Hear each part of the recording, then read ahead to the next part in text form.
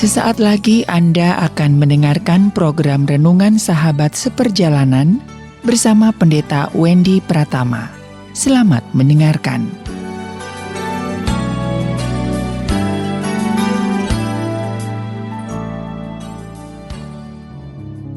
Selamat berjumpa kembali di dalam layanan audio Sahabat Seperjalanan. Hari ini adalah hari Minggu 23 Mei 2021. Tema renungan dan saat teduh kita dengan judul Dewasa yang Tidak Dewasa. Dewasa yang tidak dewasa. Dewasa yang tidak dewasa tanda kutip. Firman Tuhan terambil dalam Titus pasal yang pertama ayat yang ke-7 sampai ke-8. Sebab sebagai pengatur rumah Allah, termasuk juga pengatur rumah tangga, seorang penilik jemaat atau seorang kepala keluarga harus yang tidak bercacat, tidak angkuh, bukan pemberang, tidak serakah, melainkan suka memberi tumpangan, suka akan yang baik, bijaksana, adil, saleh, dapat menguasai diri. Mari kita berdoa. Bapa yang di dalam sorga, kami ingin belajar ya Tuhan para sahabat seperjalanan, bagaimana kami menjadi dewasa tidak hanya secara usia, namun dewasa di dalam iman, dewasa di dalam karakter, dewasa di dalam kehidupan, dan dewasa di dalam segala aspek. Di dalam nama Tuhan Yesus kami berdoa, amin. Shalom sahabat seperjalanan yang dikasihi Tuhan. Dewasa yang tidak dewasa. Dewasa yang kedua tanda kutip. Apa artinya? Dewasa yang pertama adalah secara usia. Orang kalau sudah 17 tahun, 18 tahun sudah mulai menginjak masa dewasa. Ada hak dia boleh punya KTP. Bahkan setelah 18 tahun, 17 tahun, kalau Anda melanggar hukum, Anda tidak termasuk dalam kategori anak-anak. Kalau anak-anak yang melanggar hukum, itu biasanya ada pembinaan, ada penjara ataupun tempat untuk bimbingan ke masyarakat buat anak-anak yang melanggar hukum. Sahabat seperjalanan yang dikasihi Tuhan, dewasa yang tidak dewasa, apa artinya? Banyak orang yang sudah dewasa secara umur, namun tidak dewasa yang saya katakan tadi, di dalam aspek spiritual, di dalam aspek mental, di dalam aspek kepribadian, di dalam aspek karakter, di dalam aspek tanggung jawab, bisa dipercaya, dan segala sesuatunya. Sehingga kedewasaan itu tidak serta-merta karena Anda bertambah usia. Kedewasaan tidak serta-merta karena Anda punya jabatan. Kedewasaan tidak serta-merta karena Anda punya gelar. Kedewasaan juga tidak serta-merta karena Anda punya posisi di bagian-bagian tertentu dalam kehidupan ini. Bagaimana kita melihat banyak orang dewasa yang tidak dewasa? Sewaktu menjabat, dia kemudian berkhianat. Sewaktu dipercaya, dia kemudian ingkar. Sewaktu dia diberikan katakanlah sebuah tanggung jawab, dia lalai dan tidak melakukannya. Itulah sikap-sikap yang tidak dewasa. Sehingga banyak orang-orang dewasa yang sesungguhnya kanak-kanak, yaitu kekanak-kanakan. Orang dewasa yang kekanak-kanakan. Dalam sebuah kuesioner tentang orang tua yang saya buat untuk para sahabat seperjalanan, maka pertanyaannya adalah, apa yang anak sering keluhkan atau protes tentang orang tua? Catatan dari kuesioner itu dikatakan yaitu dominan, keras, galak, otoriter, memaksa, kurang perhatian, kurang waktu, sibuk sendiri, tidak mengerti akan perasaan dan pikiran daripada anak. Kemudian cerewet, bawel, banyak ceramah, pilih kasih. Jadi artinya ini bagian-bagian ketidakdewasaan. Aspek lain dalam ketidakdewasaan itu apa? Egois, labil, moody, tergantung perasaan, tidak bisa pegang rahasia, suka menggosip, tidak pikir panjang, tidak tahu bagaimana menentukan prioritas, dan tidak bisa memahami bagaimana melakukan manajemen dalam kehidupan ini. Melakukan segala sesuatu seingatnya, semaunya, tanpa direncanakan, sekehendaknya. Tanggung jawab yang tidak dilakukan. Kalau dia bersalah tidak mau mengakui kesalahan, bahkan menyalahkan orang lain. Orangnya haus pujian, emosional, tidak bisa dikoreksi, negative thinking, bertindak dulu baru berpikir. Ini contoh-contoh ketidakdewasaan. Silakan sahabat seperjalanan boleh mencantumkan aspek-aspek ketidakdewasaan yang mungkin juga ada pada dirimu atau ada pada orang-orang yang ada di sekitarmu. Apa rasanya bertemu dengan orang yang tidak dewasa? Itu menakutkan. Kita mempercayakan sesuatu, kita itu deg-degan, kita itu khawatir, kita itu cemas.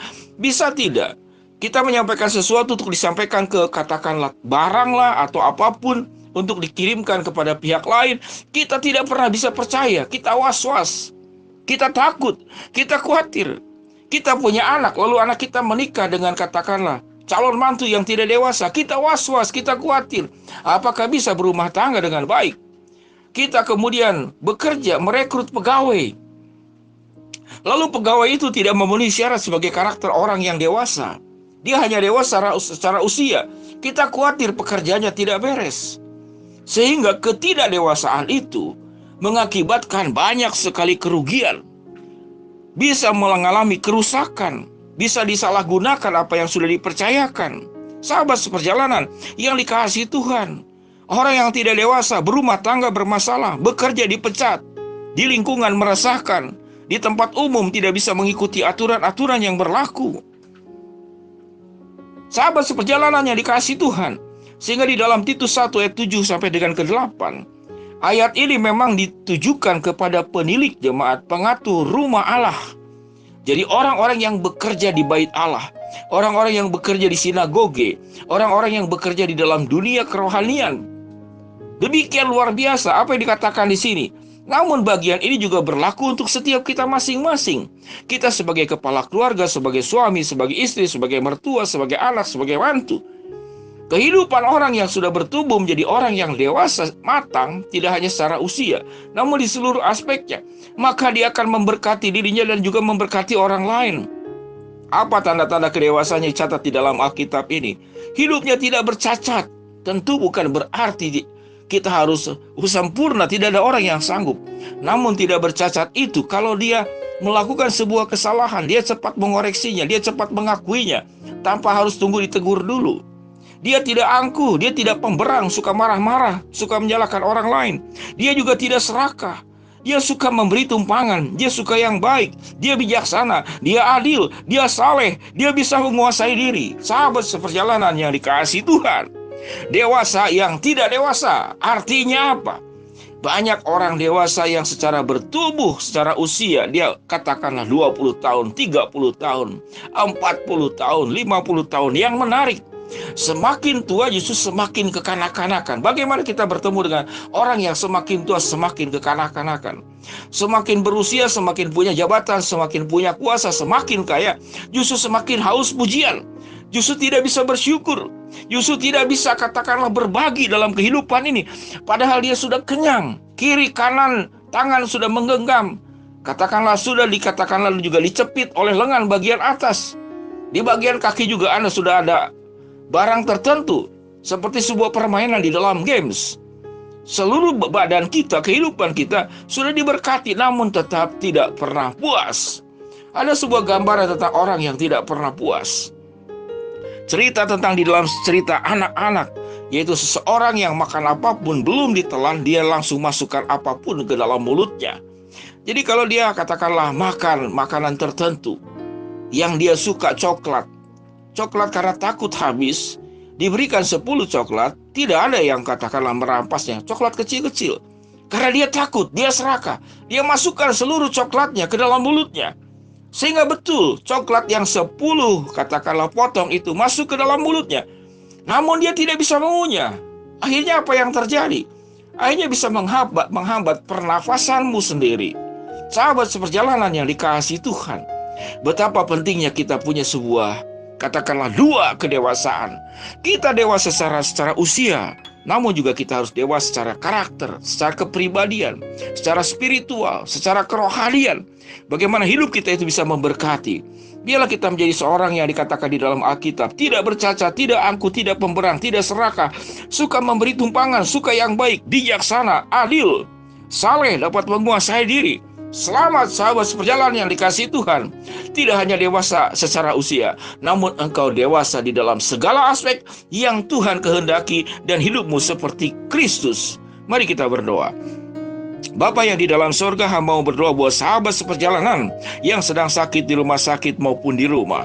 Tuhan jamah, Tuhan sembuhkan. Buat sahabat seperjalanan yang sedang menghadapi kendala, kesulitan, tantangan, rintangan, masalah dalam kehidupan ini, Tuhan bukakan jalan. Buat sahabat seperjalanan yang sedang memohon sesuatu kepada Engkau, Tuhan akan kabulkan sesuai dengan waktu, rencana, dan kehendak-Mu. Di dalam nama Tuhan Yesus, kami juga menyerahkan keluarga-keluarga yang bermasalah karena anggota keluarganya tidak punya kematangan kematangan, tidak punya kedewasaan.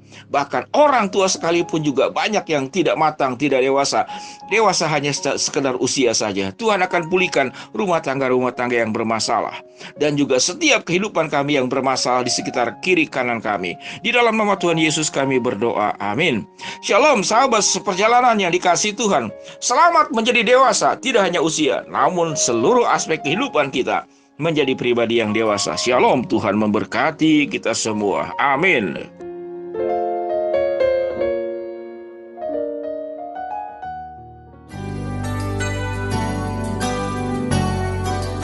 Anda baru saja mendengarkan program Renungan Sahabat Seperjalanan bersama Pendeta Wendy Pratama. Terima kasih atas perhatian Anda. Tuhan Yesus memberkati.